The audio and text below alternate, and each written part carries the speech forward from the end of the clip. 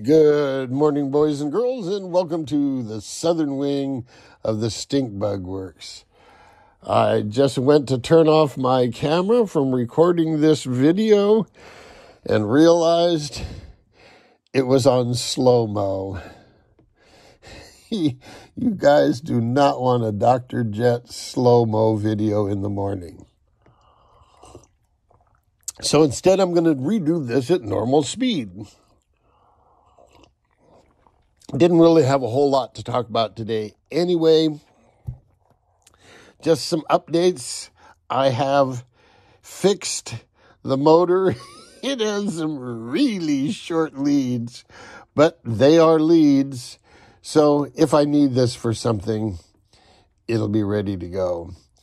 You know, one of the things I was wondering about this boat was, is that 1105 I put in there going to be enough oomph to move this thing around? Because this thing's kind of hefty. But I got to thinking, this little motor, now granted this is 3,300 RPM per volt. On 3S, it really moves that little boat it's in pretty good. And the mini Dom has this same size motor, and that little white thing that I was running the last time out, that little thing that would do loops around a hummingbird, that little thing, they all run motors this size. So this might go better than I expected. Anyway, you notice there are some clamps in there, and if I can very carefully move this without disturbing anything, you can see that those clamps are, in fact, holding the motor mount in place. Why, Shazam! I have glued the motor mount in place. Now, let's just briefly talk about gluing. Big B talks about it a lot, and he says that prep is 99% of the project, and he's absolutely right. You have to prep the joint. So follow Big B's recommendations for preparation.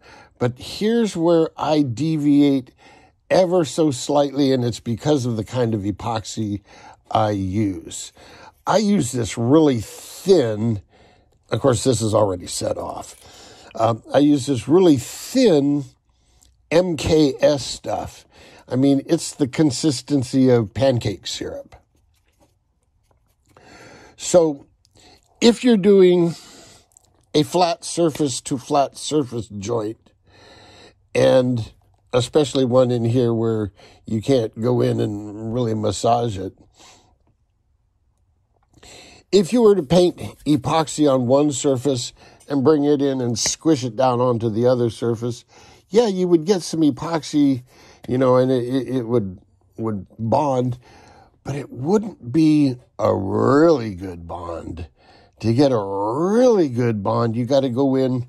Now, this has some milled fiberglass in it. Before you add the fiberglass, I take an old acid brush, get some epoxy on there, and paint the whole area where it's going to go, but not dripping wet paint, but just enough that, it's wetted out.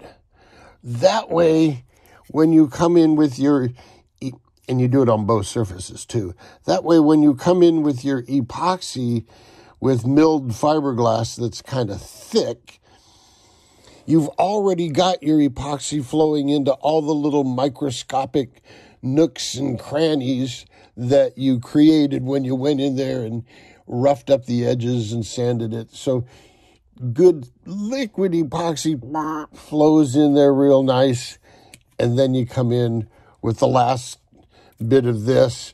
And in fact, one of the reasons I waited so long is, do I have one? Do I have one? No. The little countersunk screws that come up from the bottom. The first set had this little tiny, like 50 thousandths hex head in it. And I just didn't think that gave a real good gluing surface, so I went back and ordered some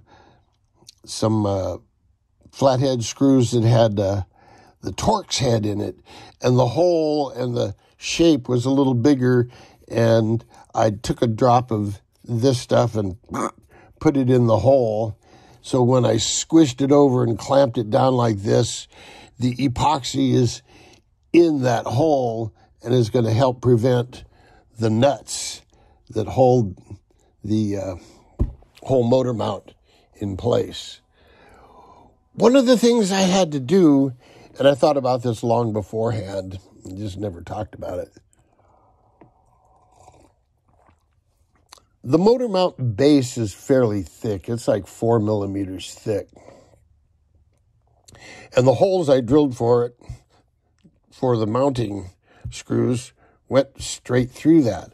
Problem is that thing's going to have to tip as it comes up. So I went in later on with a reamer and a tapered ream, and I massaged those holes so I could tip the motor up as it came out. So I didn't want to get the motor stuck in there and I couldn't pull it out.